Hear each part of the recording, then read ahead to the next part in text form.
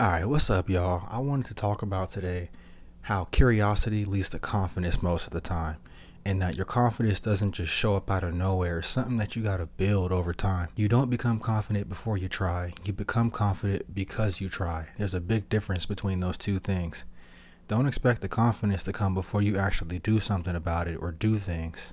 And the thing that gets you to try is curiosity. We all have things we're curious about in the back of our heads. Something you've always wanted to do that you've been sitting on for a little bit, that you have stowed away somewhere in a locked box, a locked cardboard box. You can't even lock a cardboard box.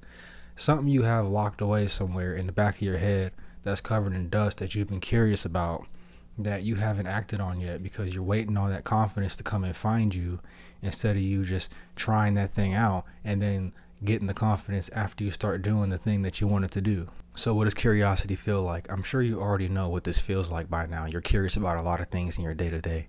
It's that spark you get when you feel like you want to do something, or that you might want to do something eventually in the future, or even right now. It's something that sparks your interest. It could stem from a passion or something like that, something you saw that you think might look fun. Things that happen in your day-to-day that you're like, oh, I never thought about doing that. Maybe I should try it. And that spark gets you to take the first step without you fully knowing the outcome. That's usually the hardest part. Just taking that first step without knowing the outcome. That's what the curiosity is all there for. But this curiosity is quiet. It doesn't hype you up. It's not your hype man in the back of your brain telling you to hurry up and go do something. Curiosity is often pretty quiet. It's not this super loud thing. It'll be kind of just nudging you forward to do something. And it's up to you to take that nudge and to fully leap into what it is. So how does curiosity build confidence? When you try things and you don't know the outcome, it may go good, it may not go good. More often than not, it's not going to go very good the first time you try something out, but that's when you learn and you adapt, and then you'll be able to pivot from what you learned from that experience that you tried, and you'll be able to come back to it different. And the more you try, the more you'll feel capable. I can relate this to the gym, of course. I talk about the gym a lot because it's something that I love. When you try to do a heavy lift, for example, let's say you want to go for a heavier bench press than normal. You want to finally hit those two plates, that 225. Instead of you just trying to jump right into that 225 and you're curious about it, you're going to work your way up to it. So as you're working your way up those weights, let's say you start off at 135 and then you throw on some more, then you go up to 165, then you throw on a little bit more, you go up to 185. Every time you try to hit that goal that you wanted to hit, you're going to feel more capable. So then by the time you get to that 225, you're going to be way more confident going down there on that bench to hit that, instead of if you just went straight to that 225 off the rip and you didn't even work your way up to it. Or it could be learning a skill. If you wanted to learn how to do something, let's just say you wanted to learn how to bake a cake. If you try it your first 2 times and you botch the cake, you got to toss it out.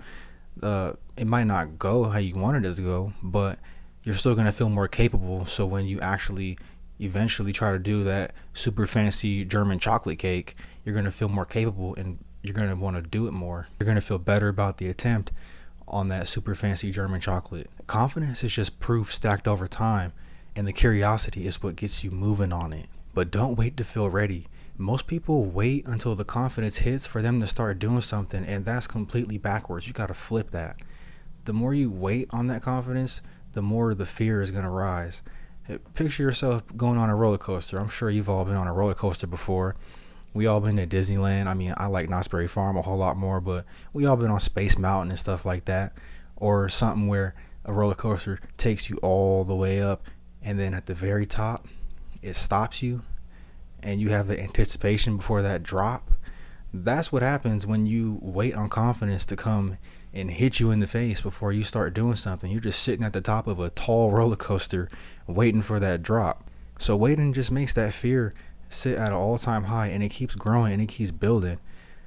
It's like skydiving. Most people want to sit at the ledge of that plane and then they don't even want to jump. That's why they have somebody strapped up behind them that forces them to jump whenever they're not even ready. You know how they count down? They go 3, 2, 1, and the person jumps on 2 so they don't expect it.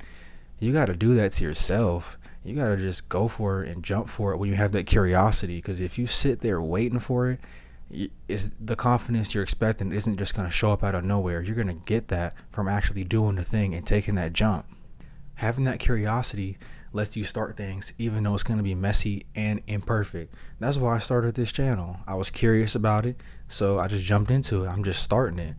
Obviously the videos are messy, they're not perfect, they're probably not very good to some, but I'm just doing it anyways because I had a curiosity about it and I'm jumping into it. And the more I do it, the more confident I get in it. So apply that with everything that you do, no matter what it is that you want to do. I say it every video. Find what you want to do and do what you want to do. What you want to do, not what somebody else wants to do for you or what somebody else wants for you or wants you to do. Do what you want to do. And try things even though you're probably going to suck at them at first. That's just how it is. Of course, you're going to be good at certain things. We all got talents in certain areas, but if it's something completely foreign to you, you're probably going to suck at it, and that's okay.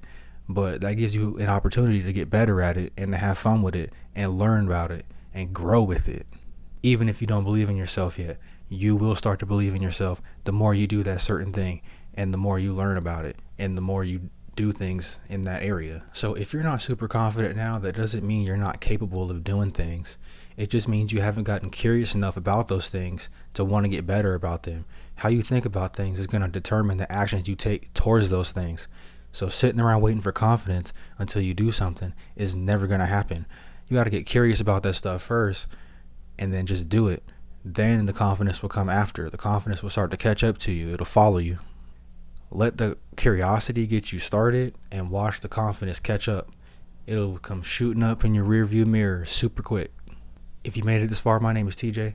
Let me know below what's something you haven't had the confidence to try yet that you're still curious about. And then just do that thing. Try it out.